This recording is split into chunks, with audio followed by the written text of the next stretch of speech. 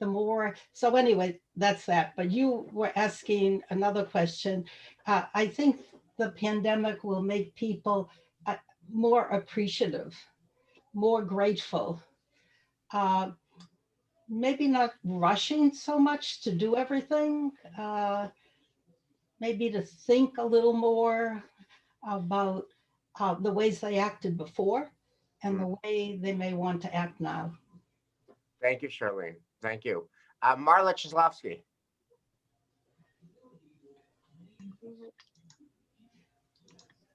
Hi, thank you, Wes. Can you hear me? You perfectly. Okay, great. So we joined Temple Emmanuel, I think about a little less than 2 years ago. And in our shul shopping mode, making the rounds of a short list of shuls and kind of rotating, we experienced something that I think will now be at all shuls post-COVID. In particular, at Temple Aliyah in Needham, when they come around with the Torahs, and at Temple Emmanuel, we're shaking hands, and that contact is just feels so vital. But there, and this is a year before COVID, I would reach out to shake someone's hand, and finally somebody pulled me over at Kiddush and said, "We don't do that here. That's a germ spreader. We don't want to get the whole synagogue sick." And I just thought, oh, that's so interesting. But then a year later, it seems like something we will probably all need to do. So as excited as I am to get back to a communal experience, I think there will be elements of it that are changed. Okay, fair point. I just want to leave Sabbath with one thought that emerges from the Rabbi Sachs chapter and our COVID experience. For the first 23 years of my rabbinate, the main argument that I used to try to make the case for Shabbat for people who weren't doing Shabbat yet, or to deepen their sense of Shabbat, was about renewal, that you're burnt out. And you get burnt out by 6 days of the work week, and you're like your cell phone. You need to recharge and renew your soul and your cell, etc. And I think that's still valid, but he's making a different case. And I like his case more than my old case. His case is not about you need renewal. His case is you need people. People who need people are the luckiest people in the world. And his case is we live in a lonely age. And we live in an age where people don't see people enough. And that makes them sad and depressed and sometimes suicidal and drug and alcohol abuse, et cetera, in the worst cases. And that religion and Shabbat is an antidote to that. It's not so that it makes you more productive. It's so that it makes you healthier and happier because you have more people in your life. So here's your first spiritual homework question from this evening, which is, now we can't really be with people, obviously, except for wonderful ways like this on Zoom. But on the first Shabbat after COVID, how, if at all, might you rethink what Shabbat can do for you in terms of people? Okay, here's the second thing. And Charlene Finkel, I want to build off of your comment about muscle, which is about what he has to say about gratitude. This is the piece where a number of nuns from the School Sisters of Notre Dame were interviewed, and the ones who felt more grateful were happier. And so he writes, other studies have shown that on days when individuals focus on and express thankfulness, they experience more positive emotions. Gratitude encourages savoring of positive experiences. It bolsters feelings of self-worth. It helps people cope with stress. It inhibits invidious comparisons. It encourages moral behavior. Gratitude is the opposite of a market-led consumer society. It's about satisfaction with what we have, not hunger for what we do not have. And then he goes on to show that mortality rates are, people live longer when they're more grateful. So here's my question, which is, how do you see prayer? Because if you think of prayer as I'm praying to the big cosmic vending machine in the sky, God, I want a red bike for Hanukkah, whatever an adult version of that is. God, I want a red bike for Hanukkah, and you're praying and praying for your red bike, then that, it's likely that prayer is not going to be very inspiring to you. But if you see prayer as a space where you are intentional about what is right with your life, and therefore it is like you go to the gym, or back in the day when we go to the gym to exercise your muscles, you go to prayer to exercise your gratitude muscle, right? My question is, might that give your prayer life new juice and new energy? I'd love to hear people's thoughts about prayer. And if not, and I'm not even talking about coming to the reading the Siddur, which are not your words and they're in Hebrew and it's right. But I'm even saying coming to synagogue and having your own meditative space without the words of the Siddur, or in your homes, just moments of gratitude. Although when you come to synagogue, you get people for the same low price, and you get human connection as well. But I just wanted to invite a conversation around prayer as a deepener of gratitude.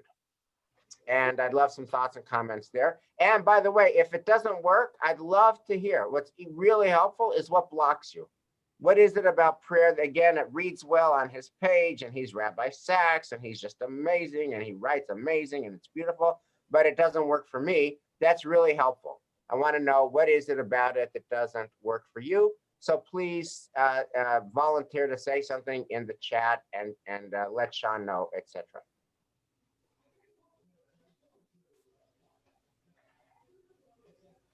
Nobody's. Any takers on prayer? Dottie, love to hear you, Dottie. As far as prayer goes, my feeling is there are many people who go to temples, Shabbat, holidays, whatever. They do not go because to pray. They go to satisfy their conscience, for their husbands, their wives, show their children the right thing to do. But that doesn't mean they're going to sit there and daven or prayer, whatever.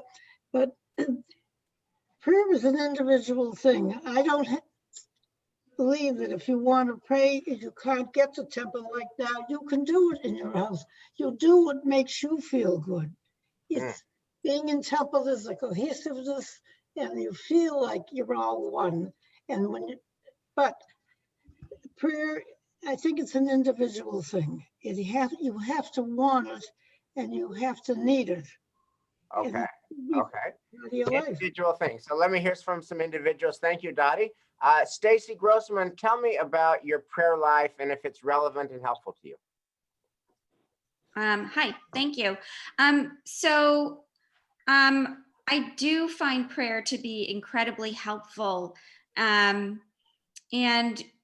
when we're talking about this book, I was thinking about how prayer removes you from capitalism and from being inundated with consumerism messages and being inundated with lots of noise that distracts you from gratitude. And I think prayer kind of grounds you in that mindset of gratitude.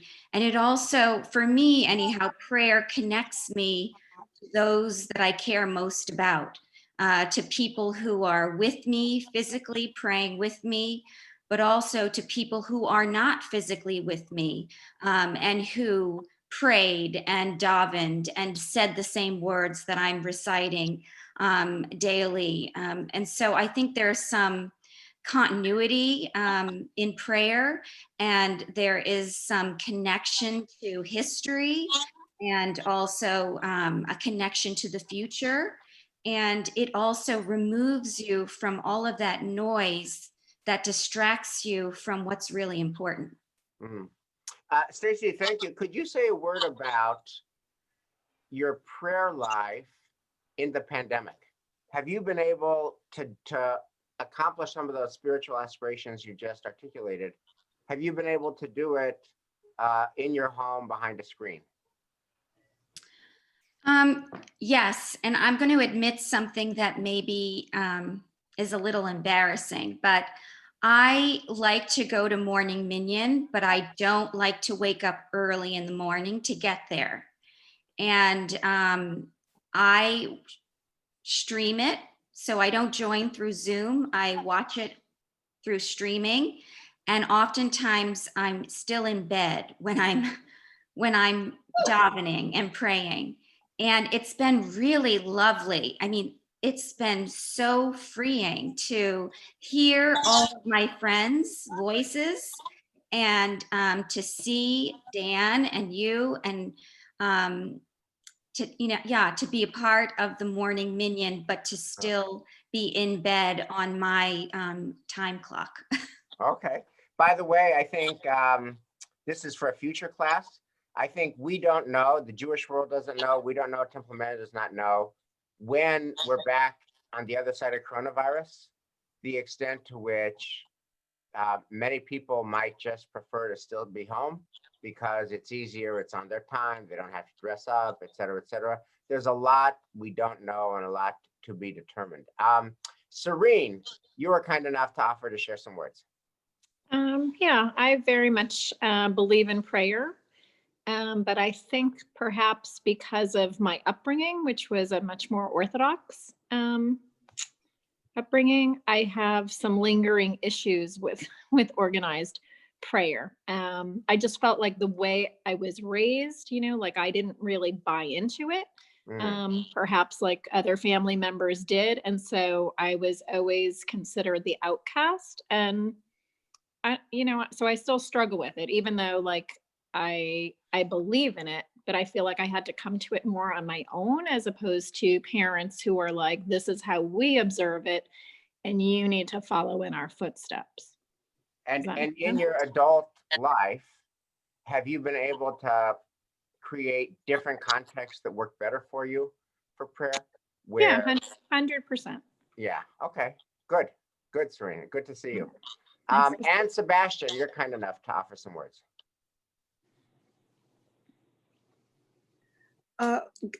To address your comment about whether people will come back to will want to still continue to live stream or come back, I know that for me, and I can only speak for me, of course, a huge part of prayer is being in community in prayer. And while live streaming is what we can do now, it sometimes feels very remote. Even though these are prayers that I have said almost all my life, I miss us all saying them together.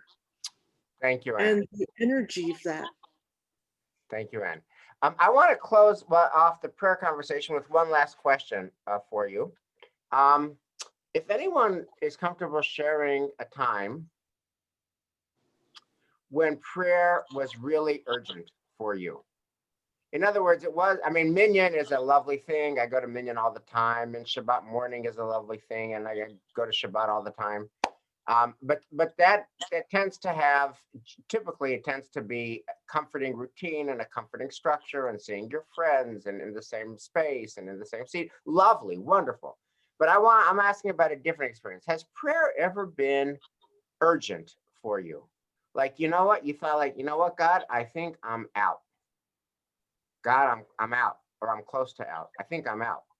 And somehow through prayer, you were able to get more. And somehow through prayer, does anyone experience prayer in that way? Just not only as gratitude enhancer, but prayer is like, oh my God, saved my life. Prayer saved my life.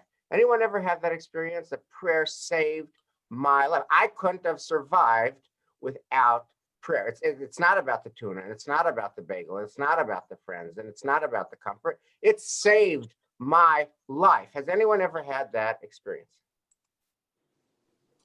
Can I say something? Robin Chevelle.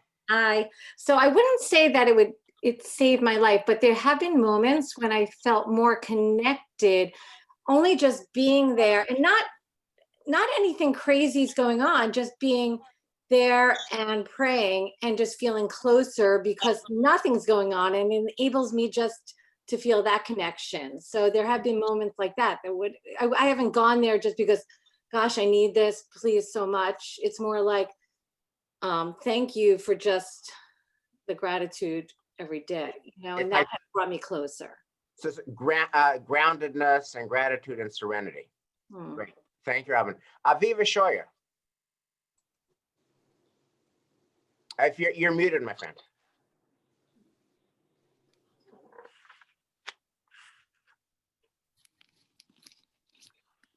Okay, so this is probably not exactly what you were thinking about in terms of the urgency of prayer, but it was meaningful to me. A bunch of years ago, I was taking some kind of course or something about Heschel, I think, and we were supposed to come up with 100 blessings and to really be thinking, and it was really very meaningful to do it because you see things to be grateful for all over the place. But one day, it was just a gray day. I was already grateful for everything I could think of. I was looking all over the place. I just could not think of another thing to be grateful for, another blessing to say.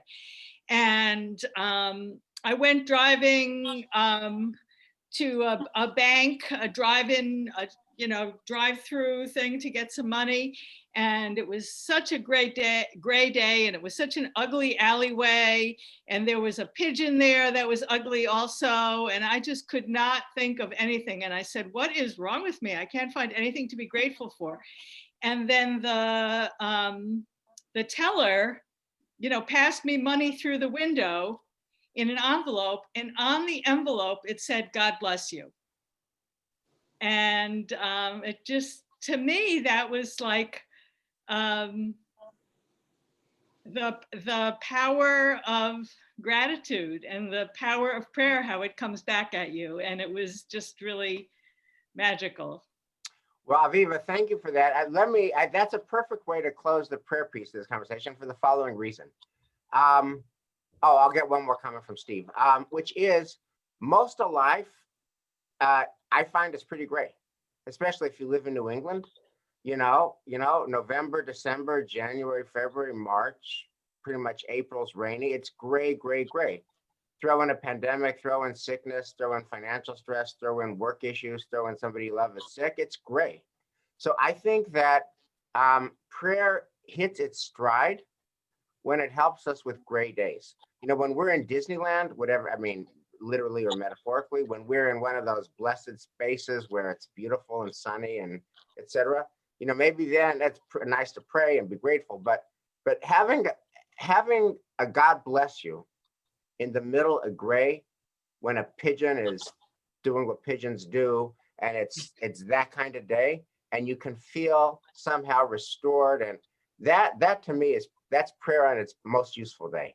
Thank you, Aviva. Steve Bookbinder, you're our last comment on prayer, and then we're going to talk about the Helper's High. Yeah, I think that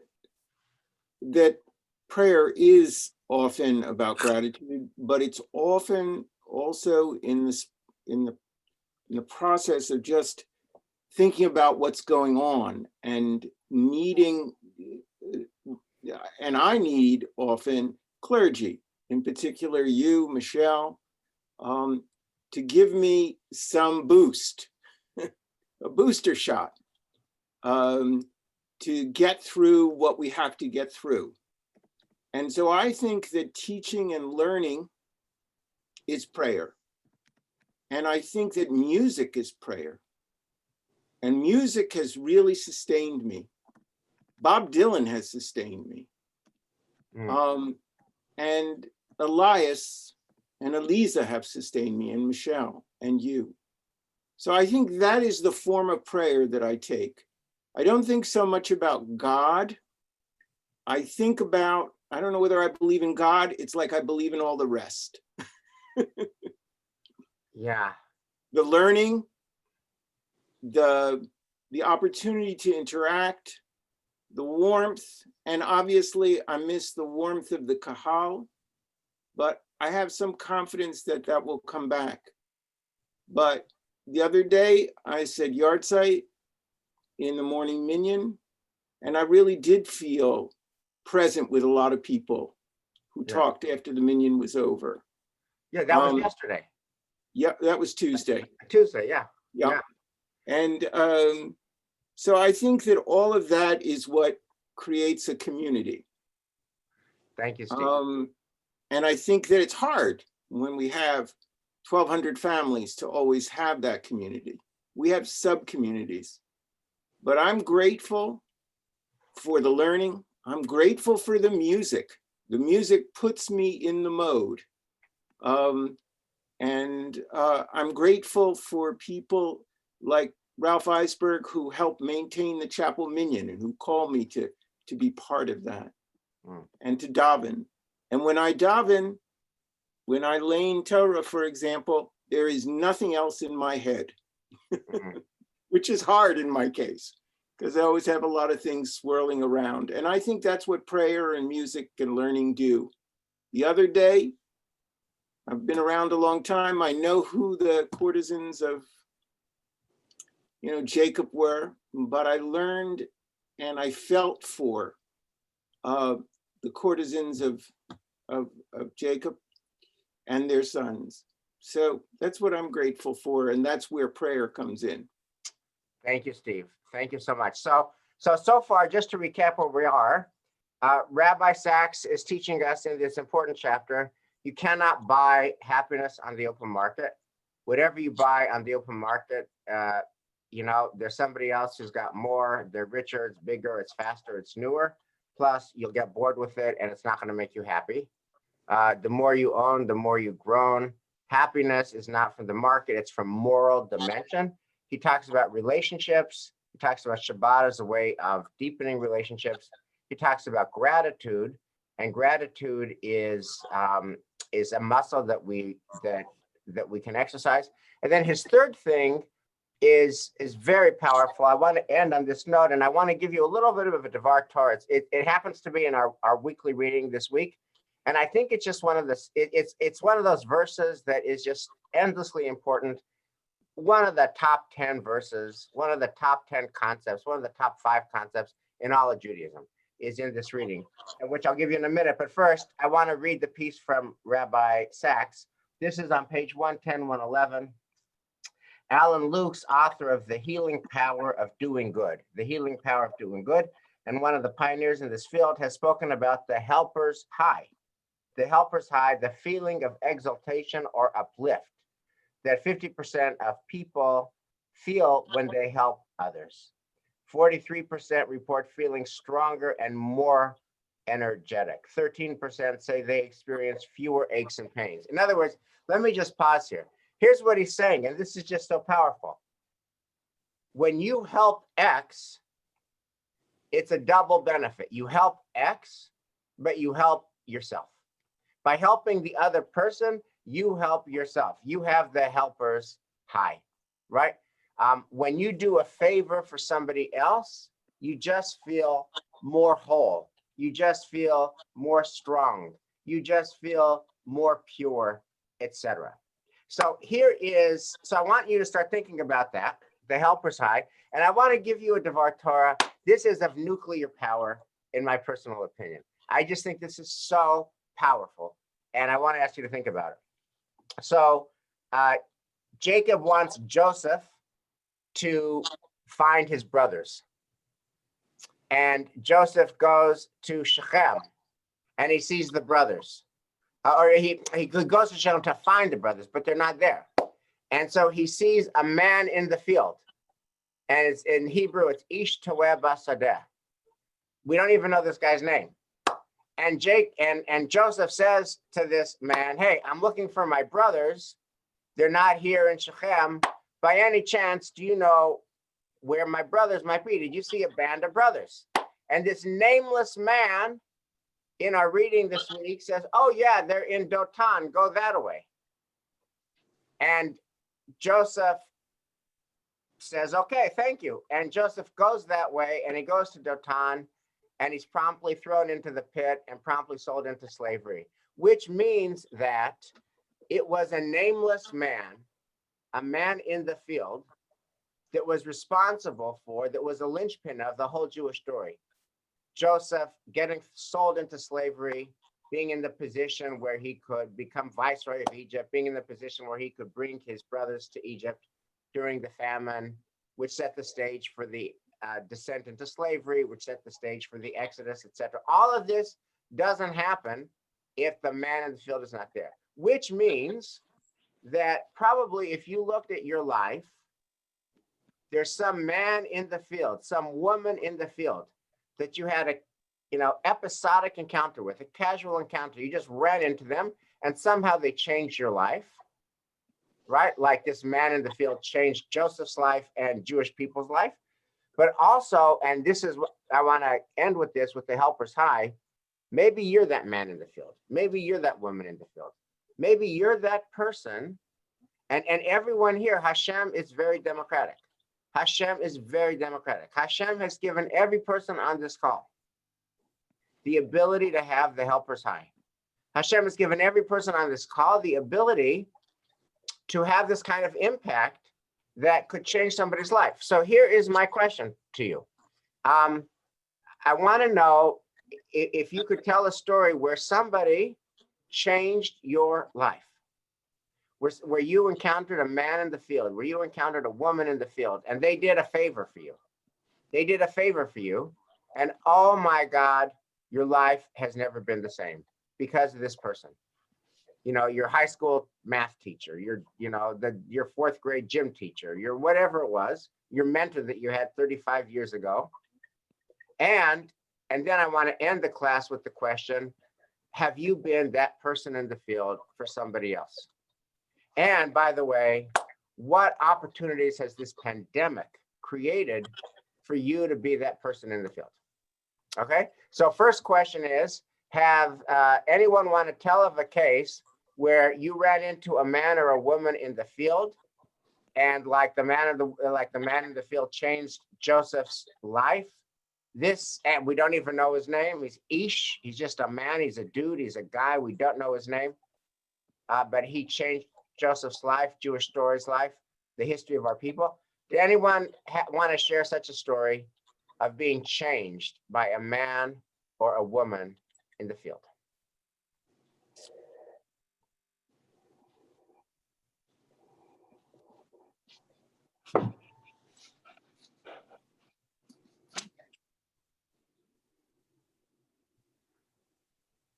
Okay, well, if no one else will tell you, I will tell you a story of a man or woman in the field who did it for me. We were on the way to a wedding in New York, and I was taught that Jews are constitutionally unable to change tires, and that's why Jewish people must always have AAA. And we were going to a wedding, and it was a family wedding, so we were in the bridal party, and we're on the way in Connecticut, and glug, glug, glug, glug, and there's a flat tire, and there's literally no way, and we're in the highway, and I can't change a tire, and I have AAA, but we're in the highway, and all of a sudden, some guy that we do not know, total random guy, comes and says, I see that you're stuck, can I help you? And we say, well, yes, we don't know how to change a tire. And this man, and it's dangerous trying to change a tire. You're in this lane and cars, and he changes the tire, and as a result, we're able to get going, and we make the wedding. And we wanted to pay him, we wanted to thank him. He said, no, he's a man in the field. And he just came in and did this for us.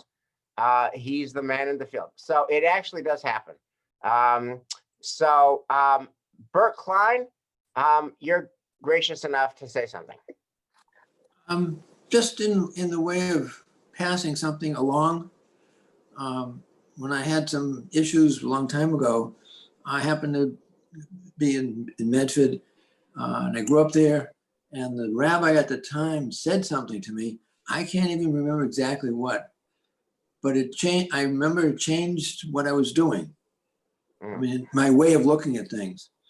And I feel whatever he said, and it's always something that someone says you don't look at it as what's happening now, but what's coming in the future, not in the past, but looking in the future.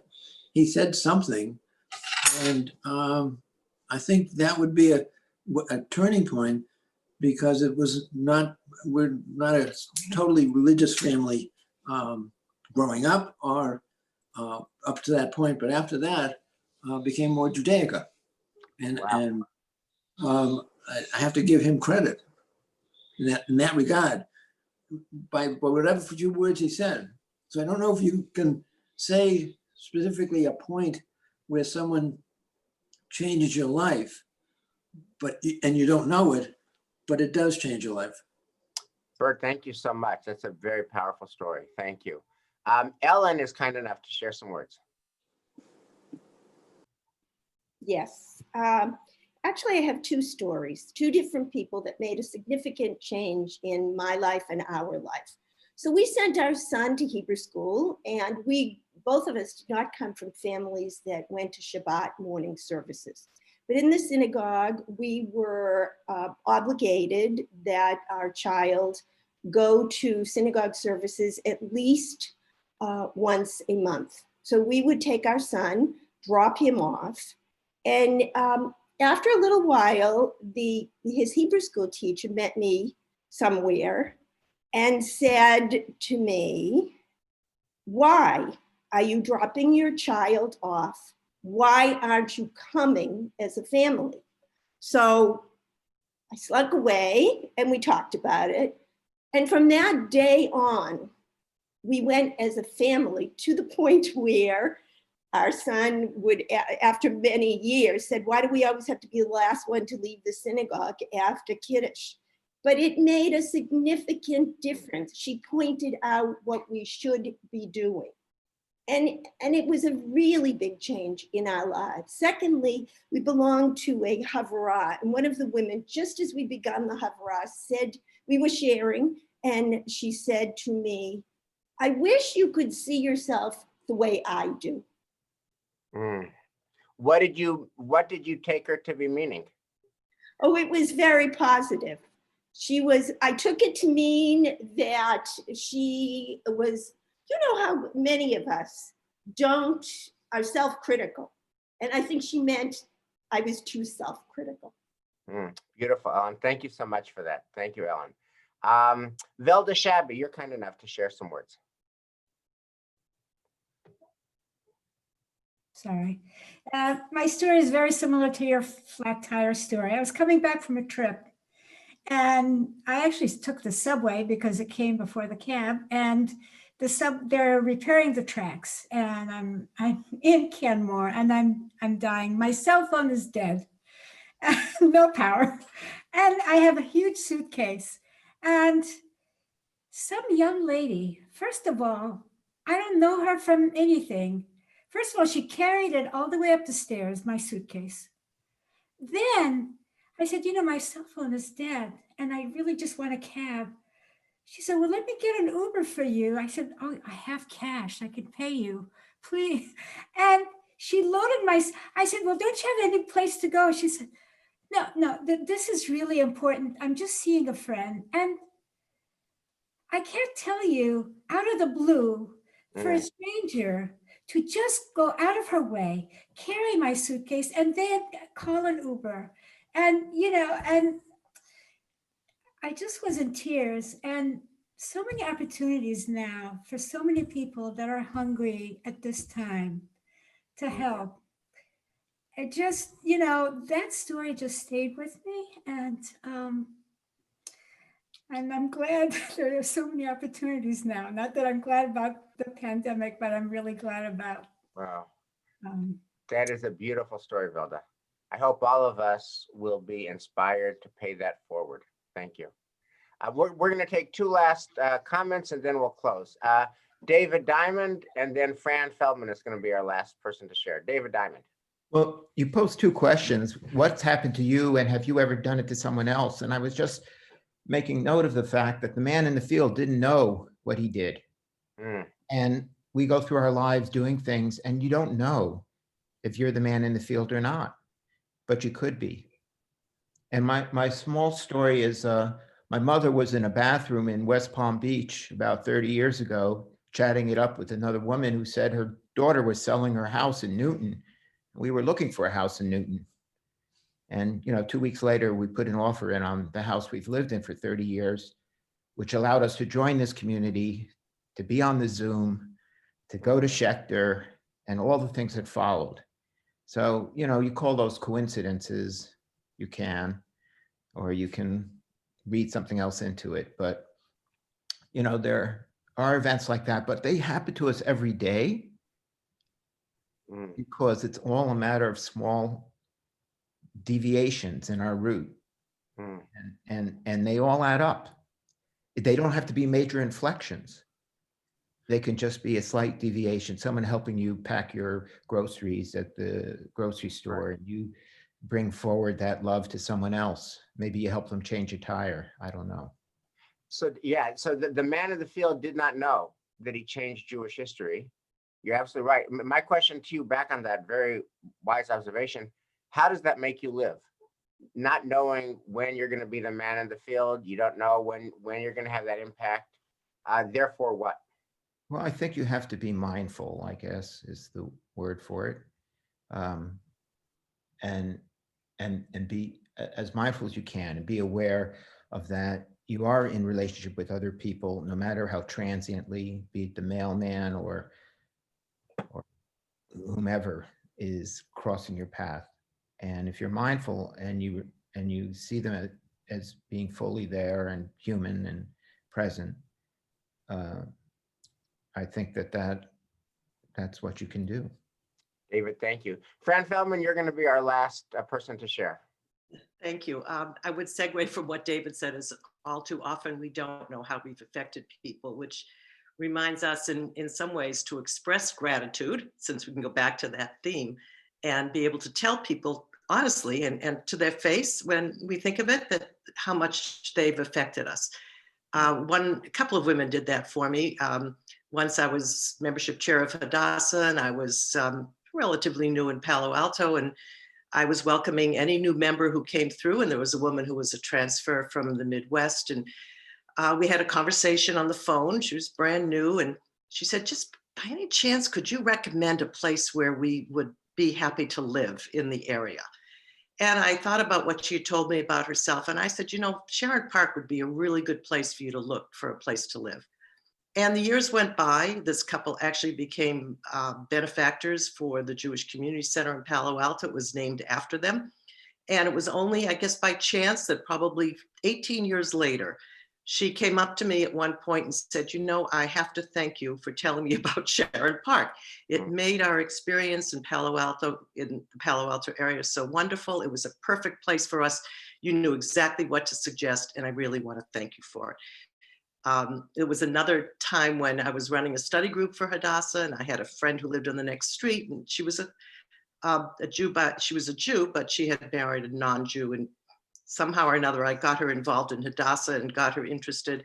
She actually joined a study group, and years later, she told me that those actions of, and having gotten involved brought her back to Judaism and gave her, enhanced her life in such a way that she never would have expected that would have happened, because she was not living, a Jewish life at all at that time. And she came back to it and was extremely grateful for it. So if you've ever if you've ever had an experience like that and someone has been your man in the field, just be sure and thank them, because it's really makes one feel very good. And especially, when you're doing all of this, just to be nice and to be helpful. Wow, Fran, thank you for those beautiful stories. Thank you for that. Perfect way to end. Here's what I want to. Here's my message to you. If you read the papers, if you listen to the news, the words that you hear are it's colder and it's darker and it's going to get worse before it gets better and it's a dark place, and all that's true. We know that, right? But what I love about Rabbi Sacks's book is it tells us that before that coldness and that darkness and all this challenge, we're not hopeless and we're not helpless. And that in the face of that, we actually have the opportunity. It's not a happy time, but by doing a moral response to an unhappy time, you can find happiness, right? That's the paradox. Happiness does not flow from a happy time. Happiness flows from a moral response to an unhappy time. And put it differently, happiness comes from a deeply moral response to a deeply unhappy time. So we are living in a deeply unhappy time, But happiness comes when we respond to this deeply unhappy time in a deeply moral way. And Rabbi Sachs is leaving us, I think, with 3 pieces of spiritual homework. I'm leaving you with questions, not answers. Here's 3 moves to respond to this deeply unhappy time in deeply moral ways. Number one,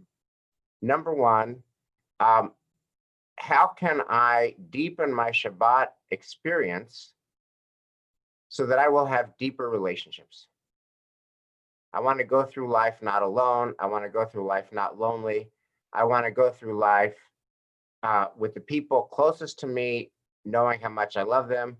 And I want to be part of a community of caring, a covenantal community. How can Shabbat, which comes around every 7 days in this crazy busy world, help me be a person of relationships? Number 2, when it's a gray day, and most of life is a gray day, how can prayer help me be grateful so that I have positive energy? And number 3, oh my God, all these amazing stories that you've shared, right? All this misery means all this opportunity to do good. All this pain means all this opportunity to be of impact. And how can you get the helper's high? How can you get the helper's high? How can you be a man in the field? How can you be a woman in the field? How can you change the world for somebody else? And if you do that, you will respond to a deeply unhappy time with a deep morality. And that is where the deepest happiness is found. Thank you so much, guys. Chag Sameach. And we'll see you for Hanukkah and Shabbat. Lots of love. Thank you. Hag Sameach, thank you. Thank you. Good night. Thank you. Thank you. Stay safe, Hag everybody. Sameach. Thank Hag you. Sameach. Thank you, Stay Rabbi. well. Nice to Thank see you. everyone. Thank you. Thank you. Very nice. Hag Sameach.